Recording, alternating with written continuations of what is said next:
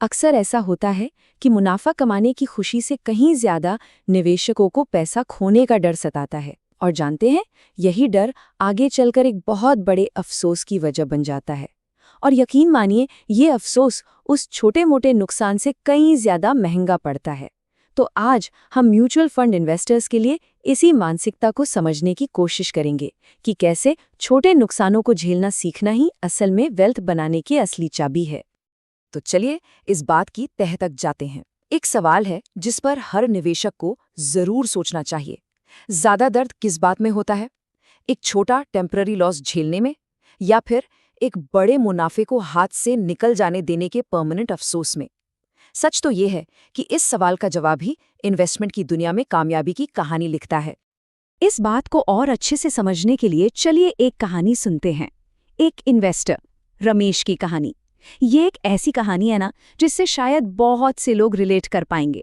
और ये जो नुकसान और अफसोस के बीच की उलझन है ना, वो एकदम साफ हो जाएगी।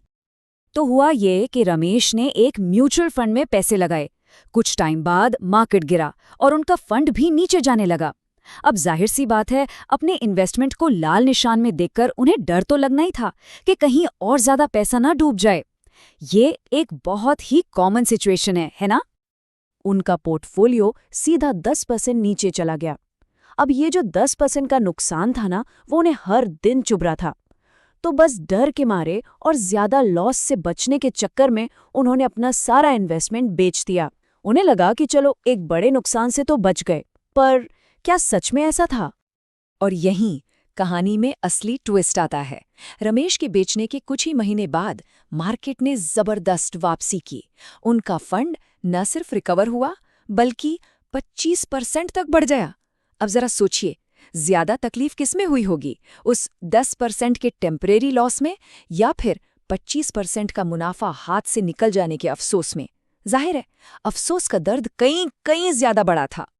रमेश की ये कहानी हमें सीधे इन्वेस्टमेंट के पीछे की साइकोलॉजी पर ले आती है। देखिए, ये कोई पर्सनल फेलियर नहीं है। ये तो बस हमारे दिमाग के काम करने का एक तरीका है, जो हमसे अक्सर बहुत महंगे फैसले करवा देता है। तो चलिए आगे बढ़कर देखते हैं कि ये आखिर काम कैसे करता है। इस दुश्मन का एक नाम भी है, लॉस अवर्जन बायस।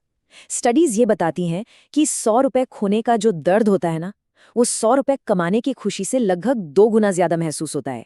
सोचिए, हमारा दिमाग नुकसान से बचने के लिए ही बना है, और बस यही झुकाव हमें मार्केट गिरने पर जल्दबाजी में बेचने पर मजबूर कर देता है। यहाँ पर यह बात बिल्कुल साफ दिखती है कि कैसे नुकसान का दर्द मुनाफे की खुशी पर भारी पड़ जाता है।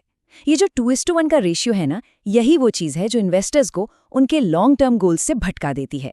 कमाल की बात है, हमारा दिमाग हमें नुकसान से बचाने की कोशिश में असल में हमारा ही नुकसान करा बैठता है। तो सवाल यह है कि इसका मुकाबला कैसे किया जाए? जवाब है, अपनी सोच में एक छोटा सा बदलाव लाकर। इस आइडिया को अपनाइए कि मार्केट में ये जो छोटी मोटी गिरावट आती है ना, वो कोई हार नहीं है, बल्कि ये तो लॉन्ग टर्म ग्रोथ पाने के लिए मार्केट को दी जाने वाली एक तरह की ट्यूशन फीस है। तो लॉस अवर्जन से लड़ने का सबसे असरदार तरीका है एक मजबूत लॉन्ग टर्म माइंडसेट अपनाना। मतलब रोज रोज की मार्केट की उठापटक पर ध्यान देने के बजाय अपने फाइनेंशियल गोल्स और उनकी टाइमलाइन पर फोकस करना। तो सबसे जरूरी बात यह है, अपने इन्वेस्टमेंट को अपने गोल की टाइमलाइन से मैच कीजिए, न कि आज की टीवी हेडलाइन से। सीधी सी बात है, अगर पैसा अगले 1-2 साल में चाहिए तो सेफ फंड्स बेहतर हैं, लेकिन अगर गोल रिटायरमेंट जैसा लंबा है तो इक्विटी फंड्स में होने वाले उतार चढ़ाव को सहने की हिम्मत भी होनी चाहिए। चलिए अब इस पूरी बात को समेटते हैं और मार्केट की वॉलेटिलिटी और वेल्थ क्रिएशन के नेचर पर एक नए नजरिए को पक्का करते हैं। ये समझना बहुत जरूरी है कि कुछ चीजें इन्वेस्टमेंट का एक जरूरी हिस्सा हैं, उन्हें आप बदल नहीं सकते। एक बात हमेशा याद रखिए, मार्केट कभी भी एक सीधी लाइन में ऊपर नहीं जाता। इसमें उतार चढ़ाव आएंगे, हमेशा आएंगे। ये कोई गड़बड़ नहीं है, ये मार्केट का नेचर है, उसका स्वभाव है। ये एकदम नॉर्मल है, और इस वॉलेटिलिटी को अपनाना ही कामयाबी का पहला कदम है। इसे ऐसे समझिए, छोटे शॉर्ट टर्म नुकसान को फेलियर की तरह देखना बंद करना होगा। इन्हें तो लॉन्ग टर्म में वेल्थ बनाने की गेम में एंट्री लेने की कीमत या एंट्री टिकट समझना चाहिए। रोलर कोस्टर वाला जो उदाहरण है ना, वो इसे समझने का बेस्ट तरीका है। हाँ, बीच में डरावने डिप्स आते हैं जो पेट में अजीब सी हलचल मचा देते हैं। लेकिन अगर कोई उस राइड पर टिका रहे तो आखिर में वो स्टार्टिंग पॉइंट से कहीं ज्यादा ऊंचाई पर होता है। मार्केट भी बिल्कुल ऐसा ही है। तो आखिर में सबसे जरूरी सबक यही है, इन्वेस्टमेंट में कामयाबी हर गिरावट से बचने में नहीं है, बल्कि उन मुश्किल गिरावटों के दौरान टिके रहने में है। दौलत बनाने के लिए सब्र और हिम्मत दोनों की जरूरत पड़ती है। तो आखिर में सवाल बस इतना सा है, क्या बेहतर है, कुछ समय की ये बेचैनी या फिर अपने फाइनेंशियल गोल से चूक जाने का वो परमानेंट अफसोस? फैसला हर इन्वेस्टर को खुद ही करना होता है।